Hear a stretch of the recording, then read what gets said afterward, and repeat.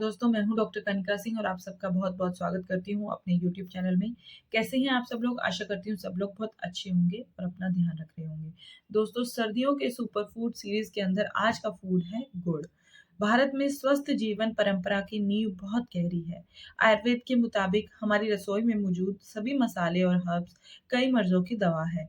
इस तरह सर्दियों में लगभग हर इंडियन किचन में गुड़ मिल जाता है। इसकी तासीर गर्म होती है, इसलिए इसे सर्दियों का सुपर फूड कहा जाता है। गुड़ सिर्फ़ एक औषधीय चीज़ या मिठाई से कहीं ज़्यादा है। ये सदियों से चली आ रही भारतीय भोजन पद्धति का सार है। अ, अमेरिका में जो है एक बुक है, उसके अंदर एग्रीकल्चर ऑफ द शुगरकेन में लिखा है कि लगभग 600 ईसा पूर्व मतलब 600 ईसा पूर्व के आसपास गन्ना जो है बर्मा से भारतीय महाउपद्वीप में आया था। यहाँ गुड़ का उत्पादन लगभग तब से ही हो रहा है। मौजूदा वक़्त से पूरी दुनिया का 70% गुड़ जो है वो भारत में बनता है। गुड़ खाने से एनर्जी लेवल बढ़ जाता है। इसमें कई ज़रूरी विटामिन्स के साथ-साथ आयरन, मैग्नीशियम, कैल्शियम जैसे महत्वपूर्ण जो है मिनरल्स भी होते हैं। ये एनीमिया के जोखिम से बचाता है, साथ ही साथ जोड़ों के दर्द में बेहद मददगार साबित होता है। इसलिए आज सर्दियों के सुपर फूड सीरीज़ में आज हम बात करेंगे गुड़ की और जानेंगे कि गुड़ की न्यूट्रिशनल वैल्यू क्या है, कि इससे खाने से किन-किन बीमारियों से बचा जा सकता है और किन लोगों को गुड़ नहीं खाना चाहिए। तो सबसे पहले जान लेते हैं गुड़ की न्यूट्रिशनल वैल्यू क्या है। इसमें शुगर, सुक्रोज़ और फ्रक्टोज़ के रूप में होती है और इसलिए इसका स्वाद जो है मीठा होता है और खाने से तुरंत एनर्जी मिल जाती है। गुड़ में शरीर के लिए विटामिन ए, विटामिन सी और ई होते हैं। इसमें आयरन समेत कई ज़रूरी मिनरल्स भी होते हैं। चलिए जान लेते हैं 100 ग्राम गुड़ में क्या न्यूट्रिशनल वैल्यू पाई जाती है। अगर हम बात करें 100 ग्राम गुड़ की तो इसके अंदर 41 कैलोरीज़ होती हैं।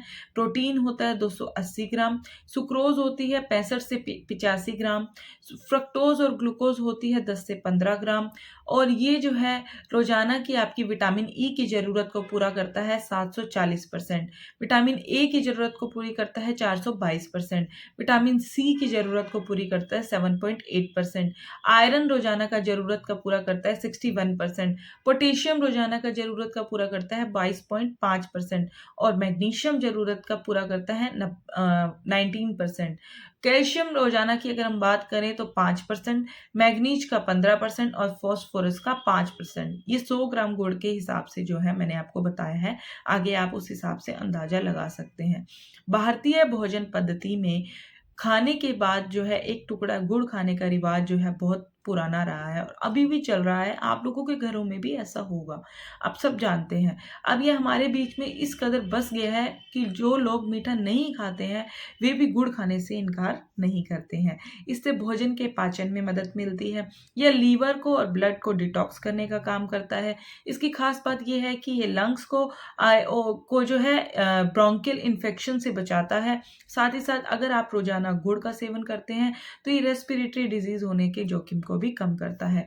चलिए सर्दियों में गुड़ खाने के जो भी फ़ायदे हैं, उनके बारे में जान लेते हैं। दोस्तों सबसे पहले अगर हम बात करें डाइजेस्टिव सिस्टम की, तो ये डाइजेस्टिव सिस्टम की जो हेल्थ है उसको सुधारता है। साथ ही साथ लीवर और ब्लड को डिटॉक्स करने का काम करता है। रेस्पिरेटरी फंक्शन को या रेस्पिरेटरी सिस्टम को जो है इन्फेक्शन होने से बचाता है। कॉन्स्टिपेशन अगर आपको है तो उसकी शिकायत को भी गुड़ जो है वो दूर करता है। साथ ही साथ मेंटल और फिजिकल स्ट्रेस को जो है गुड़ कम करता है।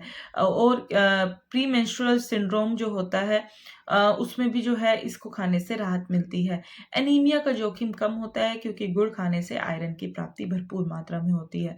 स्किन की जो हेल्थ है उसमें भी इम्प्रूवमेंट होती है और हार्ट हेल्थ को इम्प्रूव करने का काम करता है और साथ ही साथ गुड़ अगर आप डेली रूटीन में खाते हैं तो आपके शरीर में एनर्जी लेवल जो है बना रहता है। तो अगर हम बात की जाए डायबिटिक लोगों की, तो डायबिटिक लोगों को जो है लो ग्लाइसेमिक इंडेक्स वाला खाना खाने की सलाह दी जाती है, जबकि गुड़ का जो ग्लाइसेमिक इंडेक्स होता है वो हाई होता है। इसलिए डायबिटिक लोगों को जो है गुड़ खाने से बचना चाहिए या फिर बहुत कम मात्रा में गुड़ जो है वो खाना चाहिए। और हाँ, ये एक चीज़ और बता दूँ कि अगर आप चाहते हैं कि आपको ना जो मीठा खाने से नुकसान होते हैं, उससे अगर आप बचना चाहते हैं और मीठा भी नहीं छोड़ना चाहते हैं, तो आप अपनी चीनी को जो है गुड़ से आप जो है वो एक विकल्प के तौर पर बदल सकते हैं। ये बहुत ही बेहतरीन तरीका है।